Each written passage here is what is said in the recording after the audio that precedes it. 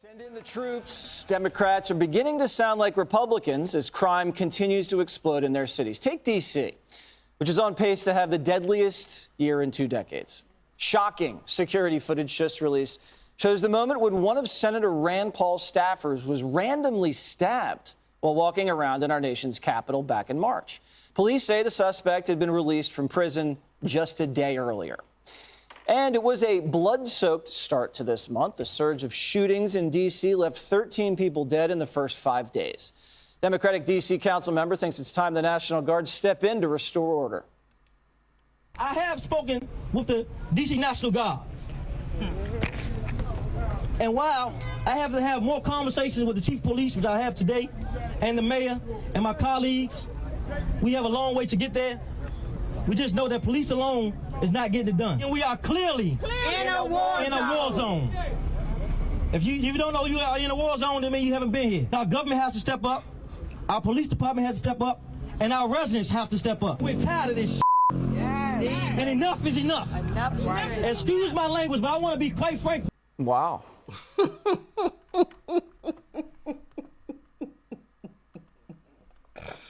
Oh, man. When you got black people complaining about the levels of crime, oh, man. Oh, you know you've royally messed up. But at the same time, I'm sure, now I don't know this with 100% certainty, but I'm assuming the folks that we just saw on camera voted for the same people that push these policies. You get what you vote for. You wanted these, progressive Democrats, and so you got them. And now you reap what you have sown. But now you don't like it because you see the result. And listen, I don't. Now I do want to play this game. I told you so. We tried to tell you. You know what I mean? Like we saw it from a mile away. We see it in Chirac. We have a U.S. city nicknamed after a war zone. It's a reason. There's a reason for that. We tried to tell you, hey, you keep pushing these progressive, politicians out. You're going to get progressive policies.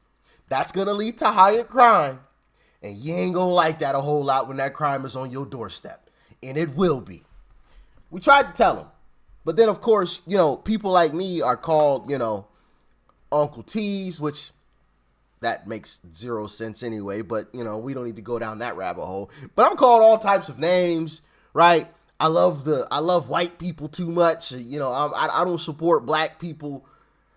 And yet, the stuff that I want actually would help black people, not hurt black people. But anyway, I'll spare y'all from that whole conversation. It just makes no sense. This is just funny to sit back and watch. But that's what happens when it's all crime and no punishment. D.C. didn't prosecute 67% of those arrested last year thanks to defund the police.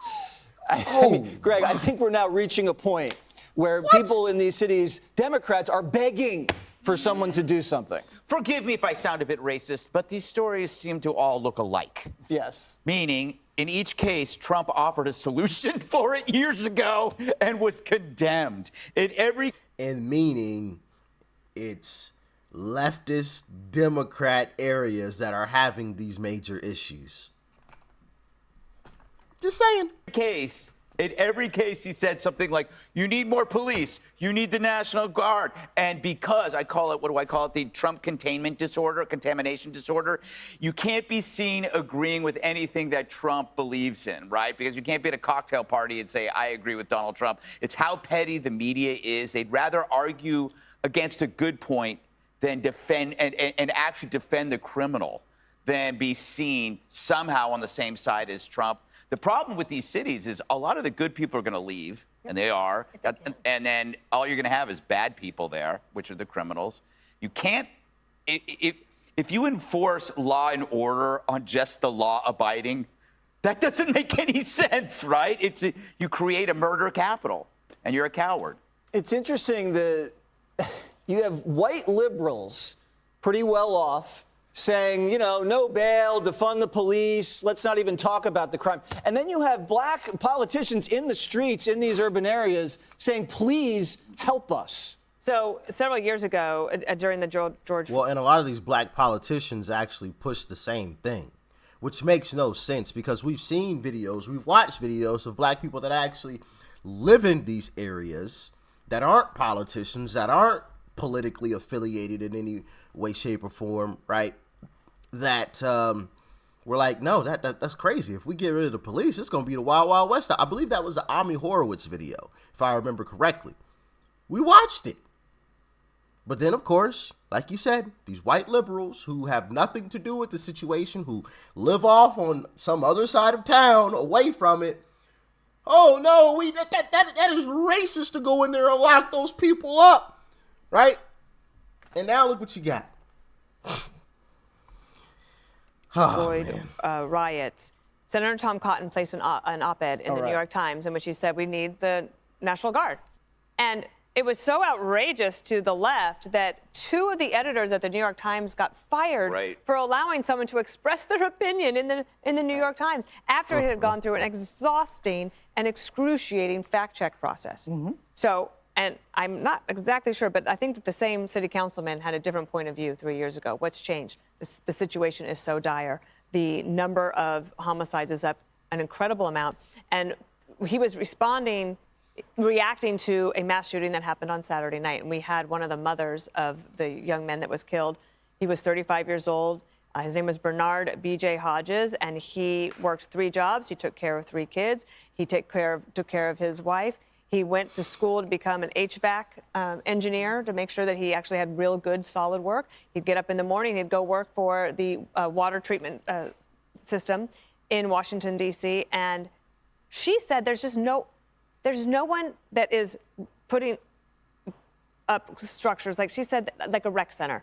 There's someplace where they could hang out, because what's happening is they're hanging out in the corner, and then the whole idea of snitching has become something that is so bad that nobody wants to talk to anybody else about what's really happening. So then the police, they're outmanned.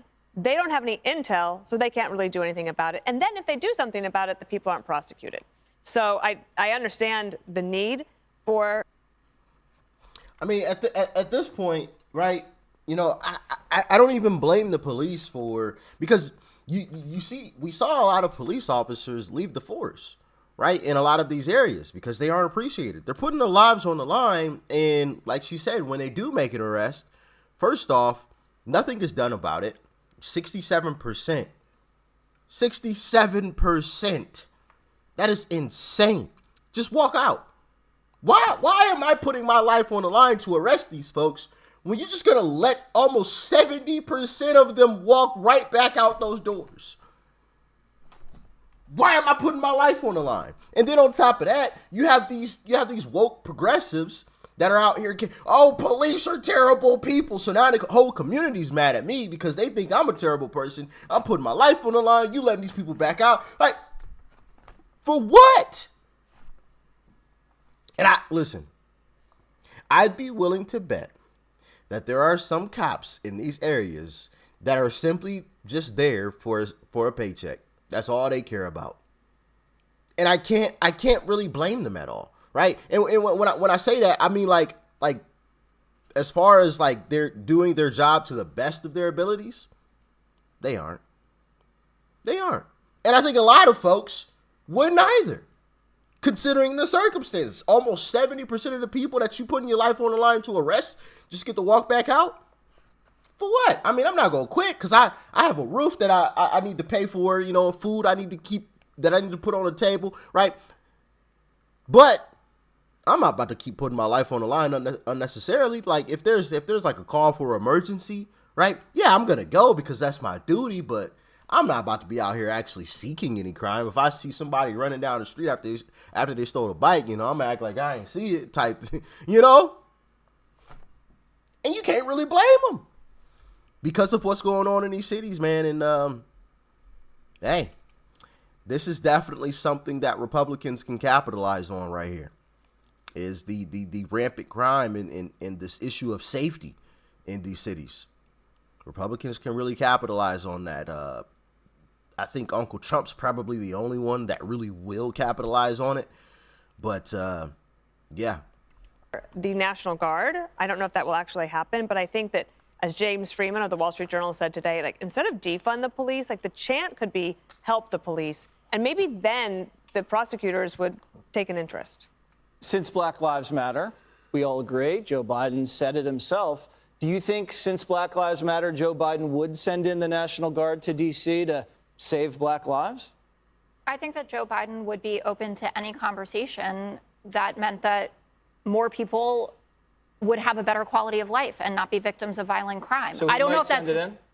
I don't know. I didn't call him about it, but I think that he would be open to any of these conversations. He's shown himself to be that way, and also he's been more conservative on crime and policing than majority of the Democrats who were running for office, certainly in the Democratic primary in 2020. I think it's absolutely heartbreaking. It was a wonderful interview this morning with B.J. Hodges' mother.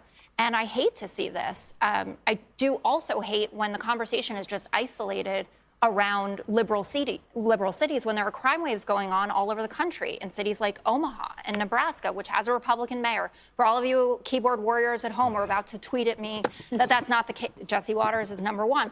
Or like in Tulsa, Oklahoma, why does Jacksonville now have a Democratic mayor? Because the Republican mayor failed to keep crime under control, and so he was replaced. Same in Colorado Springs, where now there's an independent mayor. In every instance, though, it always goes back to liberal policies, unfortunately. Probably Well, then a DA that's in just those always. You can cherry pick this, but it's always liberal policies.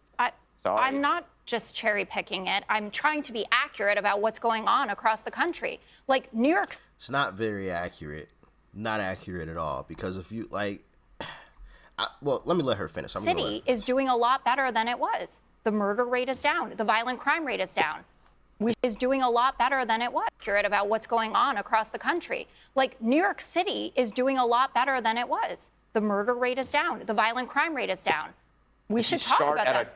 If you start at the low. That's like bragging that gas prices The are down. goalposts just. To what? No, we're Okay. just trying to be accurate. Here's the try problem. harder. She's not being accurate. Like you said, she's definitely cherry picking here. And when you look at, policies, apples for apples across the board, when you look at Democrat policies and Republican policies have been proven to lower crime. You're going to have less crime. Of course, you're going to have situations and circumstances where there's going to be outliers, right? But you look at almost every big Democrat ran city, and there's a crime wave. Every single one. Every single one. It is absolutely insane. You name the city. It's run by if it's run by Democrats, there's a crime wave. I guarantee you that. Guarantee it. Right? So when you sit here and you try to cherry pick to try to cover up, and then when she said, well, crime is down.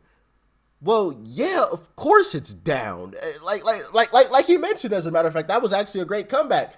Yeah, it's like bragging about gas prices being down. Yeah, they're down from where they were, but are they back to where they were before? Like we're still far from where we were before. So just because instead of 1,000 people being murdered during the summer and only 750, like that's still not good.